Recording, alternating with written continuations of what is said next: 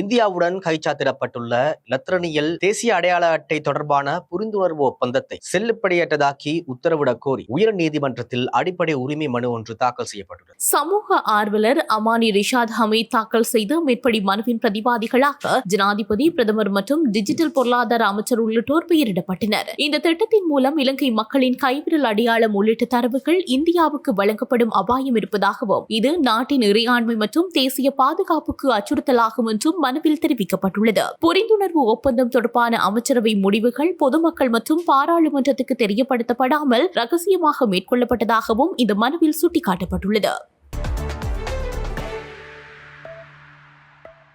இந்தியாவில் கர்நாடகா தர்மசாலாவில் உள்ள கோவில் ஒன்றுக்கு சொந்தமான நிலத்தில் 100க்கும் மேற்பட்ட பெண்கள் மாணவிகளின் உடல்கள் புதைக்கப்பட்டுள்ளதாக கூறப்படும் இடத்தில் இருந்து எண்புக்கூடுகள் மீட்கப்பட்டு வருவதாக தெரிவிக்கப்படுகிறது. இந்த நிலையில் புதைக்கப்பட்ட பெண்களின் உடல்களில் அவர்கள் நிர்வாண நிலையிலும் கொடூரமாக தாக்கப்பட்டு பாலியல் வன்கொடுமை செய்யப்பட்டதற்கான அடையாளங்கள் இருப்பதாகவும் கூறப்படுகின்றது. 1998 ஆண்டு முதல் 2014 ஆண்டு வரையிலான காலகட்டத்தில் 100க்கும் மேற்பட்ட பெண்கள் மற்றும் மாணவிகள் கொடூரமாக பாலியல் வன்கொடுமை செய்யப்பட்டு கொல்லப்பட்டதாக தகவல்கள் வெளியாகின. குறிப்பாக இந்த பாலியல் வன்கொடுமை மற்றும் கொலை குற்றச்சாட்டில் தர்மசாலா மஞ்சுநாதர் கோவில் நிர்வாகத்தினருக்கு தொடர்பு இருப்பதாக தெரிய வருகின்றது. இந்நிலையில் கோவிலின் முன்னாள் ஊழியர் ஒருவரின் இருப்பிடத்துக்கு அருகிலுள்ள வனப்பகுதியில் அகழ்வுகள் மேற்கொள்ளப்படுகின்றது. இதன்போது முதல் 5 இடங்களில் நடத்தப்பட்ட அகழ்வில் இந்த எண்புக்கூடுகள் கண்டுபிடிக்கப்படவில்லை. எனினும் 6வதாக அடையாளப்படுத்தப்பட்ட இடத்தில் நடத்தப்பட்ட அகழ்வில் எண்புக்கூட்டு எச்சங்கள் கண்டுபிடிக்கப்பட்டன. இதுவே இந்த வழக்கு விசாரணையில் முதல் தடியமாகும். இதையடுத்து குறித்த சம்பவங்களில் தொடர்புடையோர் ஆதாரங்களை அளிக்கூடும் என்ற அச்சத்தில் பாதுகாப்பு பலப்படுத்தப்பட்டுள்ளது.